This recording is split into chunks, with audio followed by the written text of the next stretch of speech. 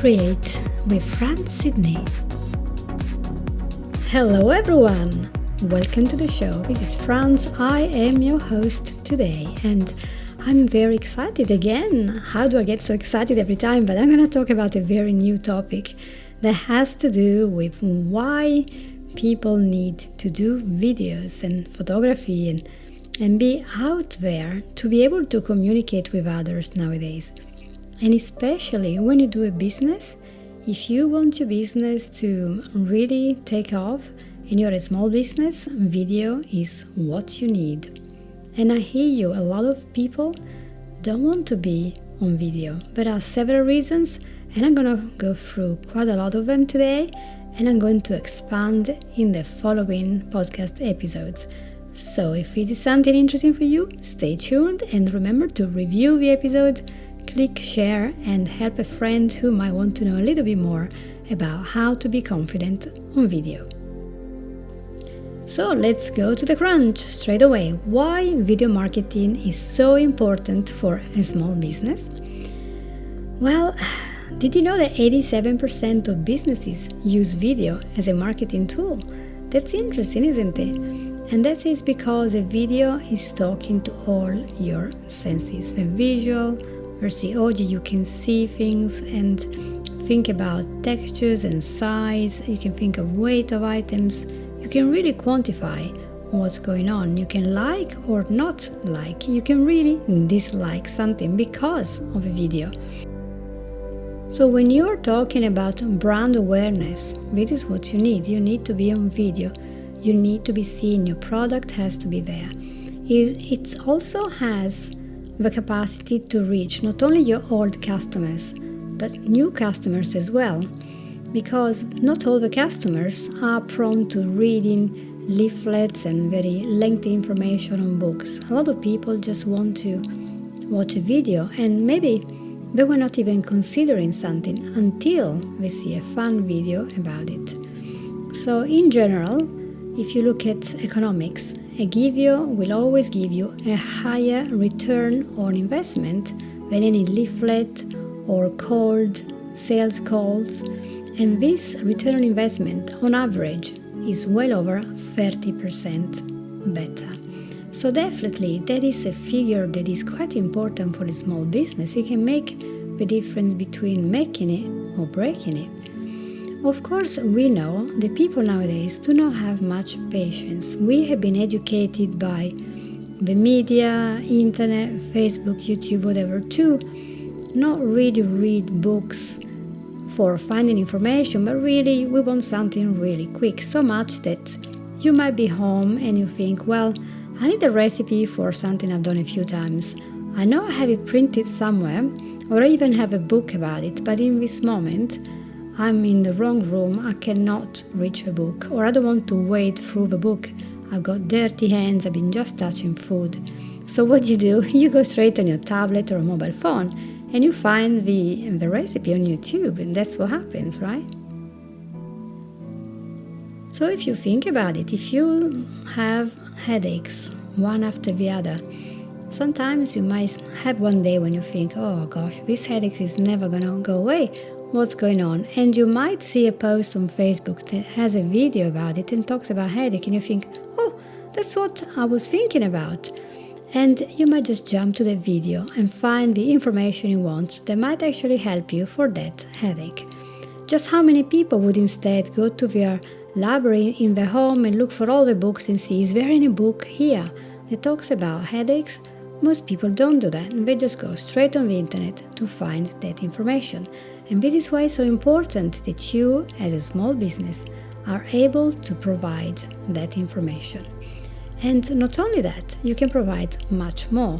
For example, if you want to make your brand a little bit less serious, you can shoot something called the behind the scene videos, so that they show what happens in your company when the cameras are not on.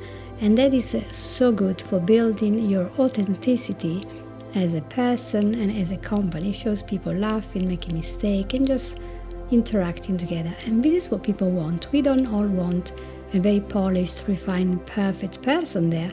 we want to see real people. So I think that these are excellent points for people who maybe are on the verge of considering, should I or should I not go on video? Whatever it is that you're selling, that you're advertising, or that you want people to be aware of, a video is going to be great. It's a great tool for reaching other people.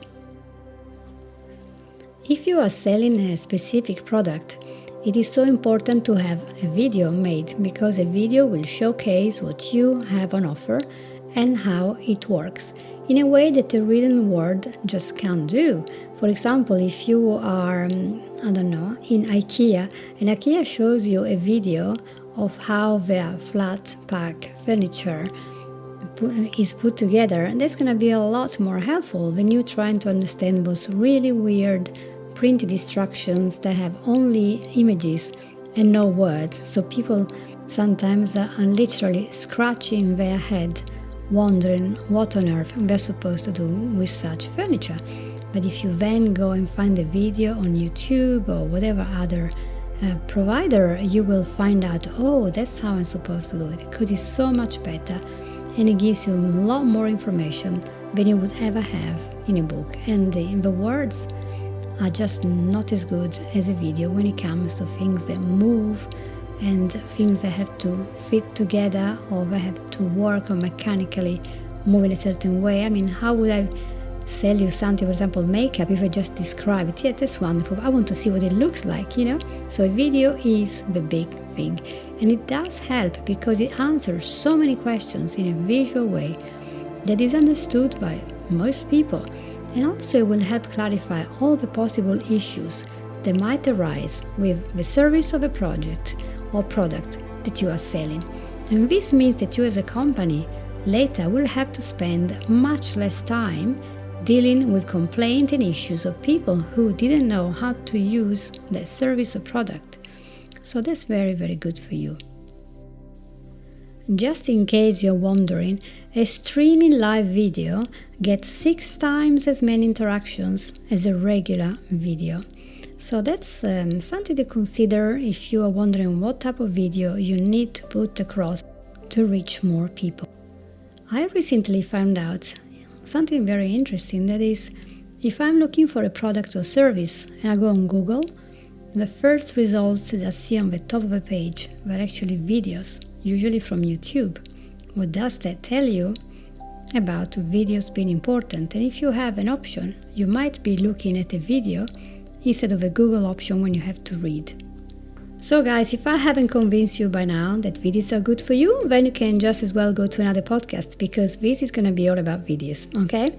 So you don't need convincing. You know that you want to make those videos. You know that it's important for you, and all your colleagues are telling you, I'm selling so much, you need to get on with this video. But you're not doing it. You know you want to do it. You do marketing courses and all the courses. Whatever you paid for the course, $1,000 or $10,000, they've all told you, get on video. You know you have to do it. You know you should do it, and you are not doing it. Are you alone? I'm going to tell you that you are not. And there are hundreds and hundreds of reasons why people have not made a video that could get them even 30 to 35% more customers straight away. And I'm going to share some of these reasons, and I'm so keen to hear from you. Please let me know what are the reasons why you are not getting on video while you could. And it could be, just a video to talk and make a Marco Polo video with your own family, somebody abroad. Maybe call people on FaceTime. There are people that don't answer any video calls from their own family. So why is it that this is happening? Why we do not want to show our face? And this has a lot to do with this self-confidence that we have and how we perceive ourselves. We are in an age, a time when everything is on the internet, everything is on big posters. There are movies, there are magazines, there are images all around us. And all these images have been taken or video or photographed by amazing photographers. They've been edited to perfection. The colors are more vivid. The skin of people is perfect. The cars are shiny. and the houses are amazing, so everything is perfect. We don't seem to be able to show reality as it is. Let's say it. What we see on social media most of the times isn't the real thing. It's a product of a lot of work by professionals who know exactly how to shoot, how to edit, how to filter any image to make it look better. And that goes from the advertising of maybe a burger that looks so appetizing and beautiful and rich, and then when you go and get the real one, you're like, wow, they look so different. Or even when you go to a grocery store, when you go and buy a bag of food, let's say that southern fried chicken strips, and you look at this picture, they look amazing. Then when you open it, if you pick up one and you put it by the picture, you will see they look different. Cereals, you go buy, maybe not cornflakes, but all the other cereals, you look at this amazing photo. All these berries and fresh fruit, dried fruit, whatever, and it looks so gorgeous. When you open, you see this kind of half-empty container with very pale things inside in 2 dots. Why is it? The picture is what sells, but also it makes you think that you are never enough. What happens on a daily basis is that we are accustomed to see these polished, perfect pictures of beautiful things that are happening in the house of somebody else, in the company of somebody else. And what you see is a snapshot of a very good time that they are having. This doesn't mean that they're living a perfect life. They're just having a perfect moment, if that is actually true. So we don't have time to think if this is true, not true, partially true, or constant. We just record in our brain billions and billions of images every minute of a day. We just see these images, we filter, we delete everything that is not important, and we remember this stuff and we think that's how life is. And this is exactly why a child that is absolutely fine, innocent, perfect and everything, when he starts going outside to see other people, starts to go to school, start to get into the social media, the movies, whatever age that happens, he starts changing. His view of the world is different. And suddenly, he cannot have happiness unless he starts having the same shiny objects that everyone else is having. They look so beautiful. The people look so happy. Oh, that girl is so good at this. I have to be like her. This boy is wonderful at this sport. I have to be like him. Have you seen this picture here? Have you seen the video there? We're always comparing, aren't we? And we do this a lot more for videos, for photography, for images. So we look for perfection. So if you go to a place and you find 10 dogs and they're all for sale, which one are you gonna get? The most cute.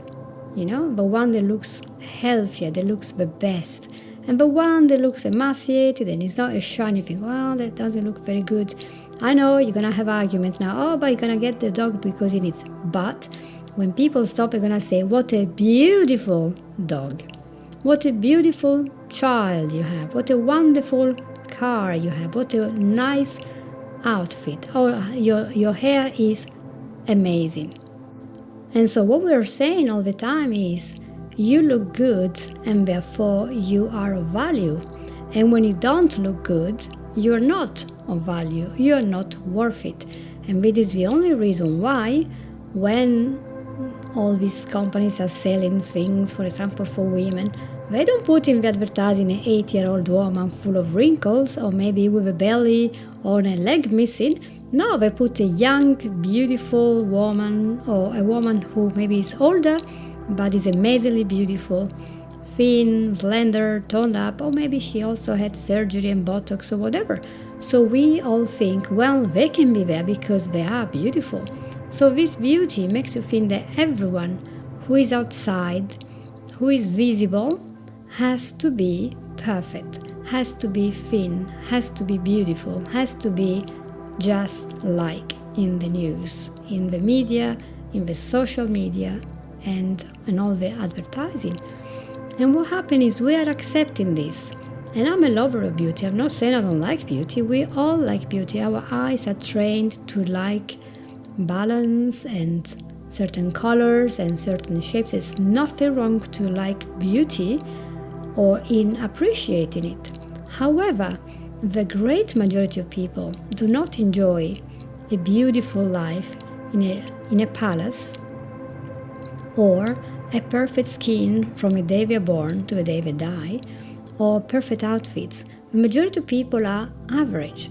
They don't have this beautiful thing. And so they feel, oh, I'm gonna look so awful on video. I don't want a picture taken of myself. I always come out so horrible, especially women.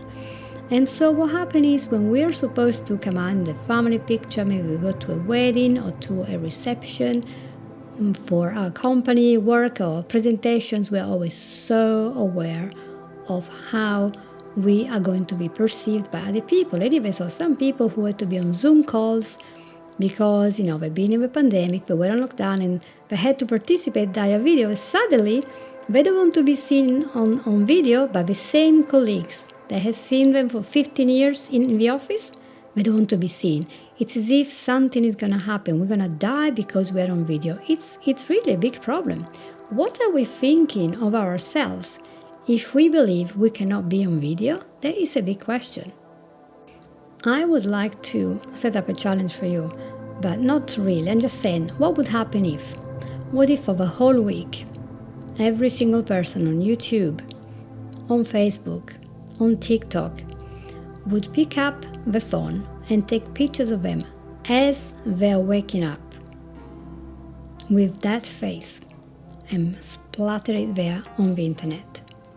What if you pick that camera, that video camera, and you take a picture of your bathroom when it is just like that, right after your shower, then go to the kitchen and before you do the dishes, before you clear up all the mess your children have made with you, take a picture.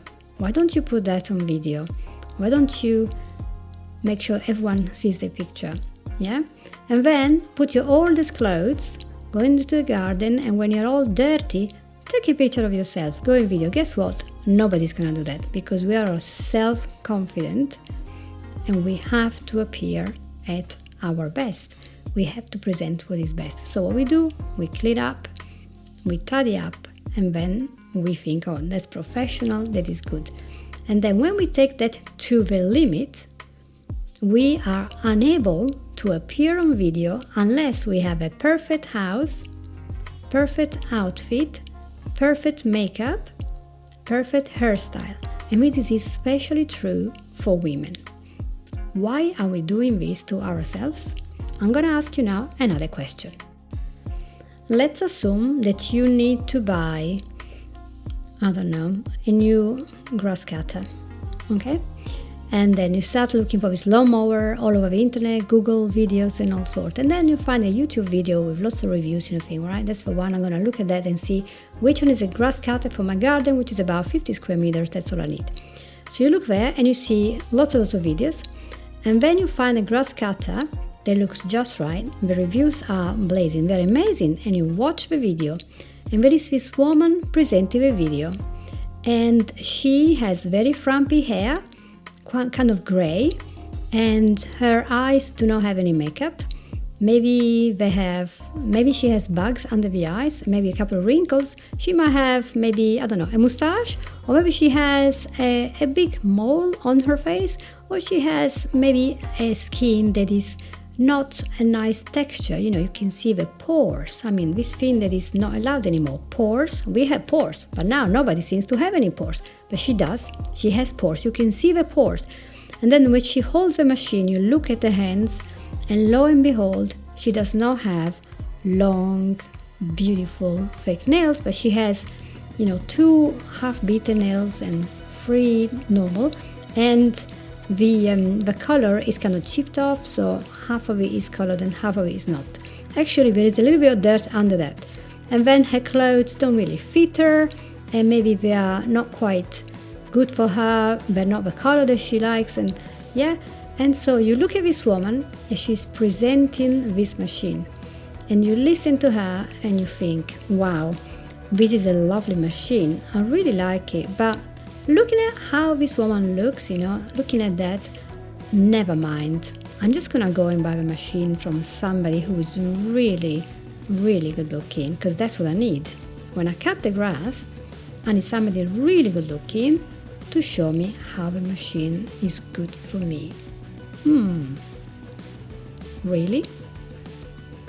How many of you have bought a product simply because the person who was making the advertising of the product looked perfect, young and polished? There are exceptions if there are beauty things and you think, makeup, that makes a difference. But normally speaking, we do not buy a service or a product because the person who is talking about it is perfect, good looking, thin or young.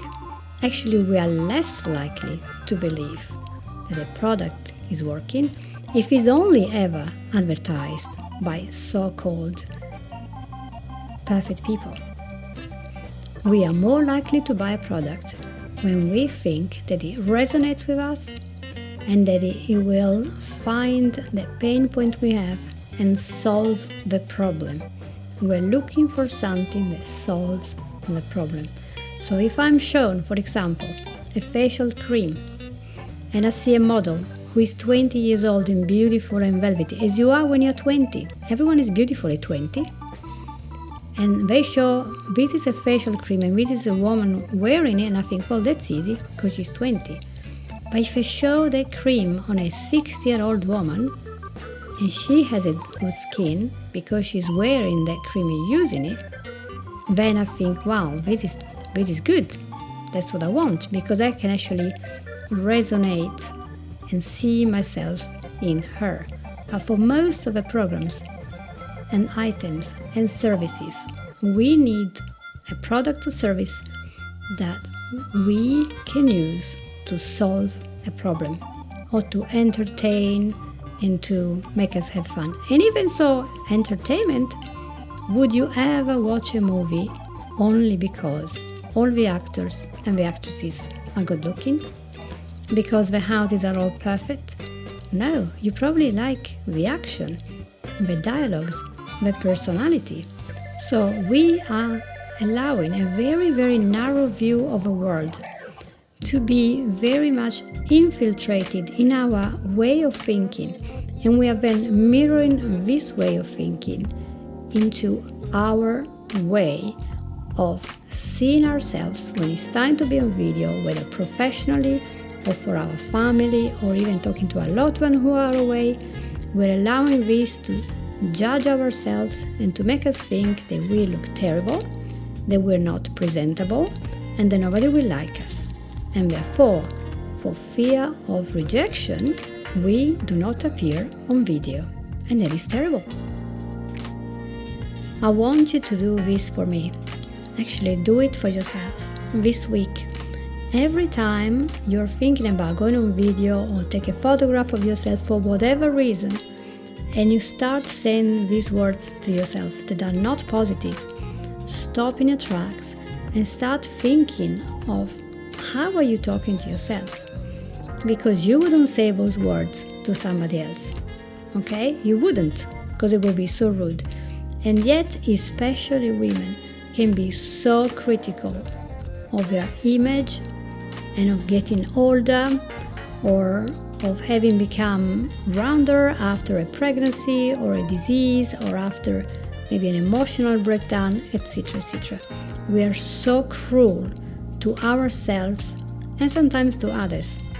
We are so critical, and this is why many of us feel a sense of rejection and sense of fear, because if they're on video, they are bare, they are vulnerable, and they are possibly going to get hurt by trolls who will say, oh look, you look so ugly, you look so fat, or you are so short, your legs are no good, why are you on video? But these are just the trolls. Should we really allow trolls to decide how we're going to live our life? And I want you to really think this week about how you're perceiving yourself. Is that healthy? And does it mean that it has to be so important for us to look perfect every day, the whole day? Do we have to be perfect? And is that the kind of perfection that is required to live in our society? Or could it be that just being well-groomed, doing your hair and having clean, nice clothes is enough. We don't have to be perfect. We don't have to look young until 99. So that's what I want to leave you with. And just that will be like a step for you to start calibrating where you are on a scale between 1 and 10. If you think about your body or your hairstyle or whatever is making you worried, how are you seeing yourself? What do you need to get better? But not get better so you will look better, but so you will feel good enough to be on the Zoom call with somebody, or to do the video for your company, or to send a picture to a person that you maybe want to connect with without being worried about your look. Please think about this. I would love you to take some time to focus on this and to ask yourself these questions. And then in the next episode, I want to talk about an interview that I've done with many people who are small business owners. And please add yourself to the list if you want. These are people, and I ask them, what is the main reason why you are not on video? And I've got lots of reasons, and I'm going to talk about them in the next episode. And then we can go down and see what can we do about it. Because in the end of the day, if you want to be able to communicate with others, they have to see your face. You can't just hide. You need to make your face visible.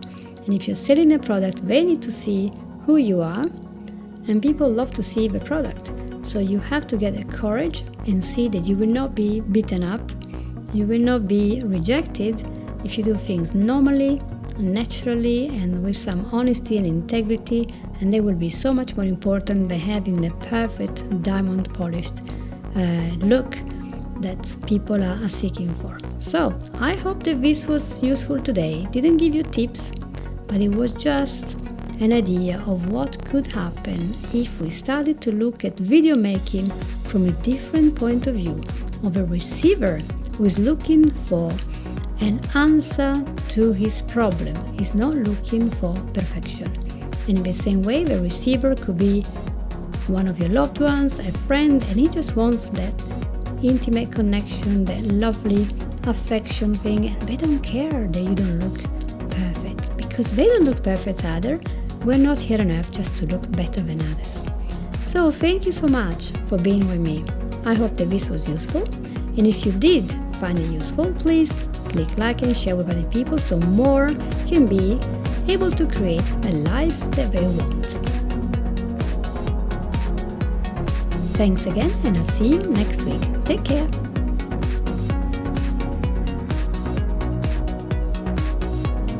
You've listened to Create with Fran Sidney.